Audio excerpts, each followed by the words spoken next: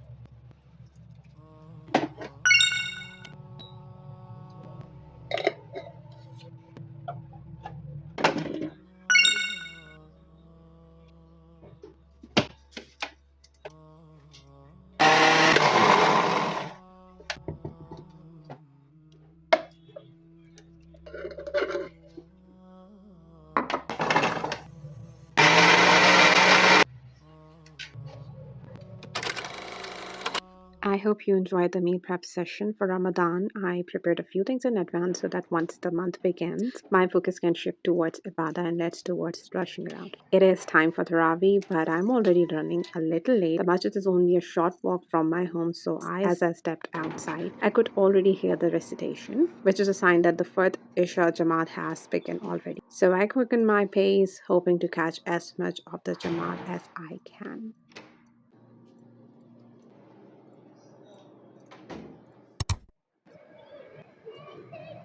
Later, after Taraweeh, I find myself walking again, this time slowly, intentionally. I did miss the fourth Jamaat, but I prayed my Isha before Taraweeh, and now the night feels calm and open. This walk is more of a Dhikr walk for me, a moment to breathe in the cool air, to let my thoughts settle, and to repeat quiet words of remembrance. The streets are peaceful, and every now and then a cat crosses my path, offering a little company as I continue my Dhikr.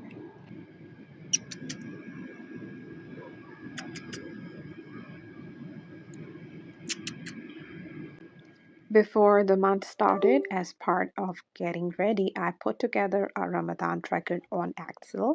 Nothing complicated, just a clean, simple space where I can keep track of my fast, my prayers, and a few personal goals I want to stay mindful of this month. I kept it intentionally minimal because I didn't want to spend more time filling out boxes than actually doing the things that matter. So I've already added the time for suhoor and iftar beforehand. Alhamdulillah, it's already the second Ramadan and I am sitting here updating the tracker, making sure everything is up to date. It is a small ritual, but it keeps me grounded. It reminds me of the intentions I set for myself this year and helps me stay connected to them throughout the month. And one thing I love about this track is how the total column automatically counts the number of fasts I have completed. For that, I have added a simple formula that counts the yes value for me so I don't have to think about it. And a lot of people prefer using a checkbox, but this method feels easier and more convenient for me, something I can maintain without feeling overwhelmed. So I am putting the same formula in the rest of the columns I want to track. And honestly, that is the beauty of it. There is no right or wrong way to track your goals, whether they are big goals or small ones. What matters is choosing a method that feels natural to you, something that supports your journey rather than complicates it.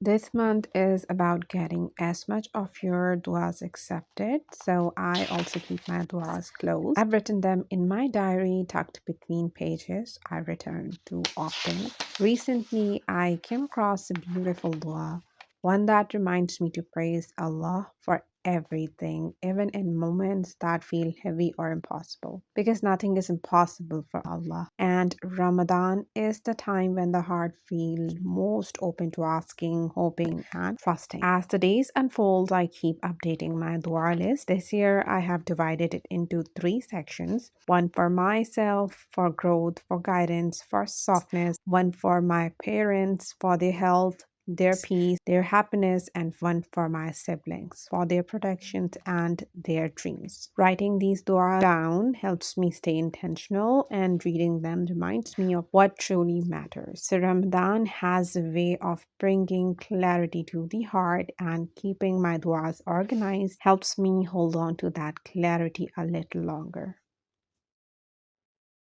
After I finish my prayer, dhikr, duas, I sit down with a warm cup of tea on my prayer mat. I breathe and let the noise settle.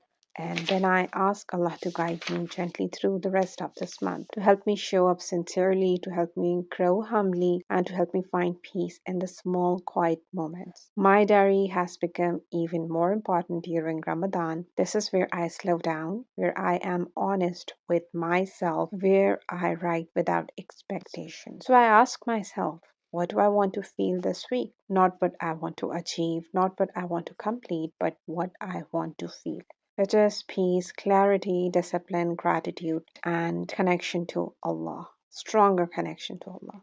I also write about the habits I am releasing, the ones that drain me, distract me, and the habits that I'm building, small, sustainable, meaningful ones.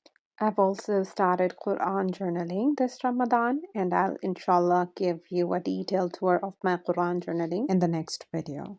Also, before Ramadan began, I created a vision board, and now living through the month, Alhamdulillah, I see how much it grounds me. It is not just about aesthetics, it is about intention, about capturing the energy I want to carry through these days. Soft tones, moonlight, lanterns, quiet corners, open Quran. These images that remind me of who I want to be: calmer, more grateful, more disciplined, more connected to Allah. Every time I look at it, something inside me settles. It becomes a mirror of my intentions, a reminder of the person I am becoming. I have same vision board as my laptop wallpaper too, and the same one on my cell phone. So whenever I'm working on my laptop in the month of Ramadan, I keep the same vibe.